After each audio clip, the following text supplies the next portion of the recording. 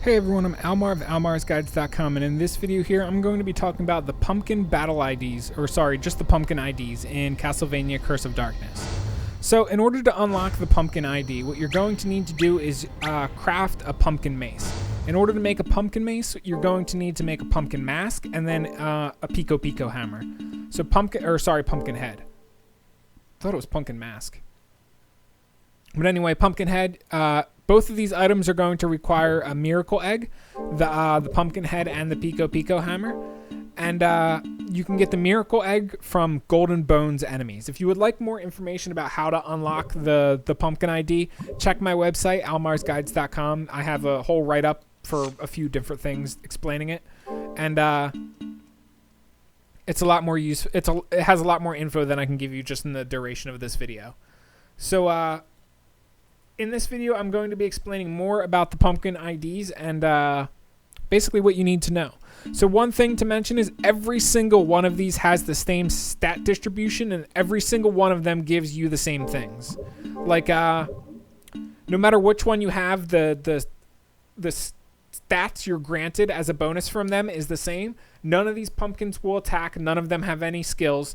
Essentially, the pumpkin IDs, their purpose is to follow you around, get in the way, and get themselves killed. And in the meantime, they will give you bonus to stats. Like you can see, this pumpkin ID, the one I'm using, it's a 5th gen, which means he actually has halfway decent survivability, but honestly still not enough. He gives me 57 strength, 18 constitution, and 44 luck, which is insane. That is insanely good stat boost from him.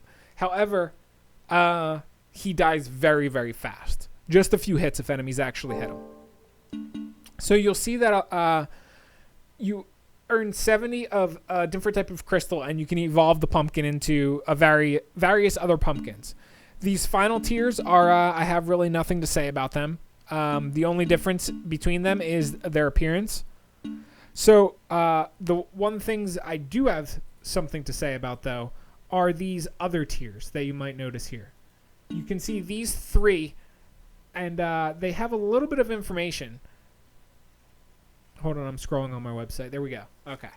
So, Bloody. This is the first one. You get 70 axe crystals, and then you can evolve into the Bloody pumpkin, which is, in my opinion, the best looking one with the knife sticking out of his head. In order to evolve Bloody to the cursed pumpkin, you need to collect 100 evolution crystals while using the Death's Scythe weapon. So this is the hardest weapon to get out of all of them. In order to make Death's Scythe, you will need to make a Shalvesaurus, which is a very hard weapon to make. Let me actually go into Death's Scythe is an axe.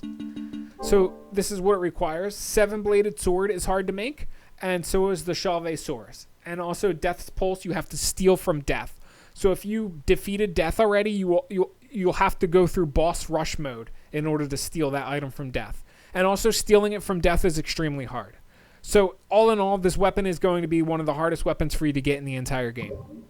So let's say Shalvesaurus is a spear and 7-bladed sword is a sword. So the Shalvesaurus, or however it is pronounced, you can see that it requires a trident and a versatile spear, as well as a Devil's Vein and a Dark Crystal. Dark Crystal, you get one of them, I think, from playing through the game. And if you need more, I think you can steal them. But the trident and versatile spear. You'll see that the versatile spear also requires a trident to make, so you need 2 of them. You also need a Naginata and a ether and Phlogiston.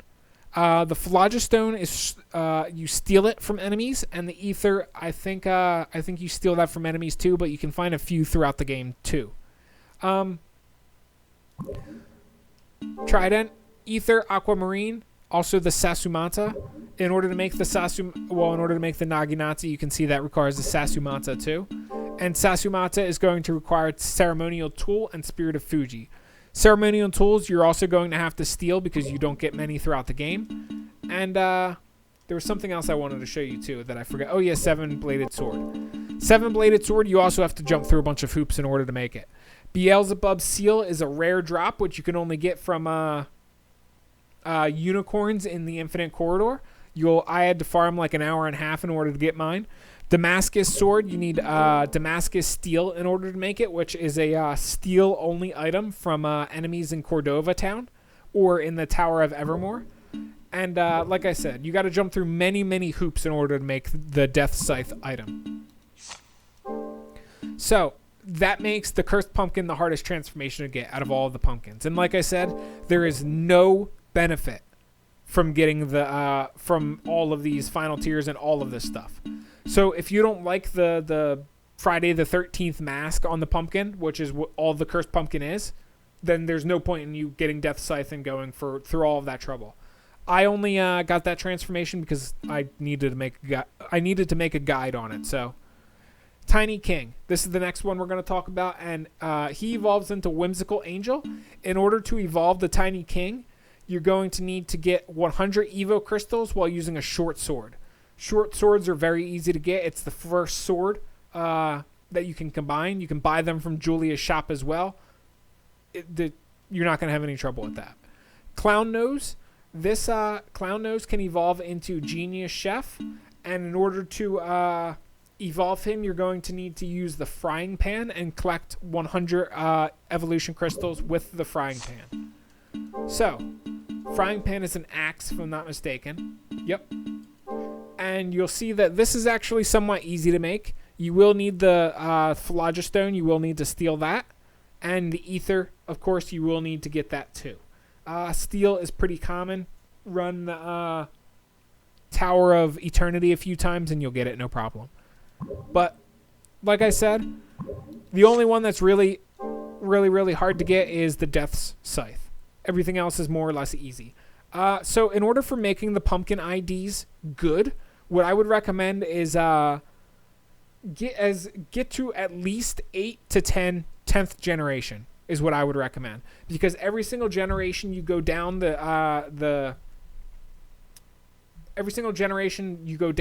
you transfer more and more stats down the chain. So level up as much as possible, and then raise the next generation, raise the next generation, raise the next generation, and keep going up. Like I said, my pumpkin right here, he's 5th generation. You can see it right at the top, and he's like borderline almost tanky enough to be worth using, and he's level 80.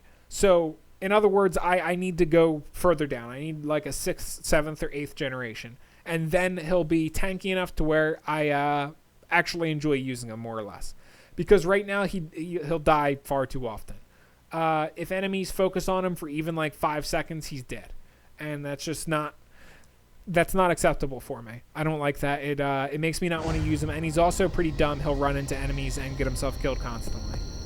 Let me show you the pose, because this is the only active ability they all get. They all get poses where they just do, random shit. I actually somewhat like to use this pose skill during combat because it will keep the pumpkin way off in the distance, being preoccupied while enemies are fighting me.